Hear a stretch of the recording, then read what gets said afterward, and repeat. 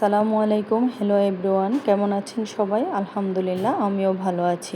আজকে আমি লাউ দিয়ে বড় মাছ রান্না করে দেখাবো। লাউ হচ্ছে আমাদের জনপ্রিয় একটি সবজি। চিংড়ি কিংবা যে কোনো মাছ দিয়ে এই সবজিটা রান্না করলেই সবচেয়ে বেশি মজার হয়। লাউ কিন্তু উপকারী সবজি, যা ছোট বড় সকলেই পছন্দ করেন। তবে মাছ দিয়ে লাউ রান্না করলে সবচেয়ে বেশি মজার হয়। তো কথা না বাড়িয়ে চলে যাব মূল রান্নায়।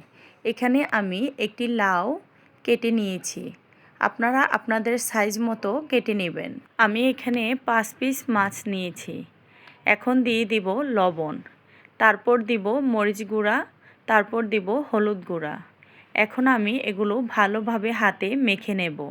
মাছগুলো মাখা হয়ে গেলে এখন আমি চুলায় একটি কড়াই বসিয়ে দিয়ে দিব রান্নার তেল। তেলটা ভালোভাবে গরম হয়ে আসলে এক এক করে আমি মাছগুলো দিয়ে দেব। মাছের এক পিঠ ভালোভাবে ভেজে নিয়ে আমি উল্টিয়ে অপর পিঠ ভেজে নেব।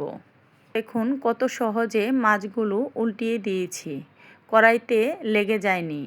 আমার এই রেসিপি ফলো করলে আপনার মাছ ভাজাও পারফেক্ট হবে।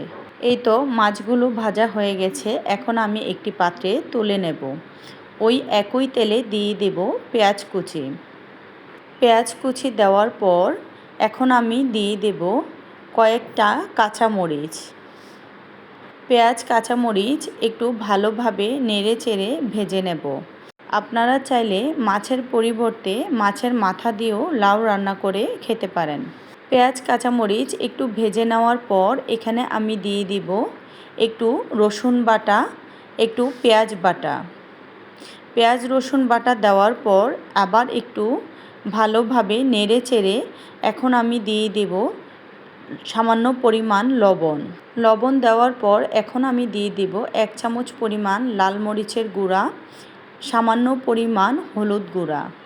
এখন সবগুলো উপকরণ আবার একটু ভালোভাবে নেড়ে চেড়ে এখানে আমি পানি দিয়ে দেব। এখন আমি দিয়ে দেব আগে থেকে ধুয়ে কেটে রাখা লাউ।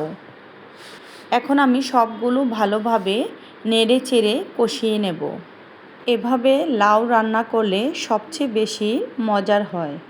এখন 10 থেকে 15 মিনিটের মতো আমি ভালোভাবে কষিয়ে নেব। তারপর আবার সামান্য একটু পানি অ্যাড করে দেব।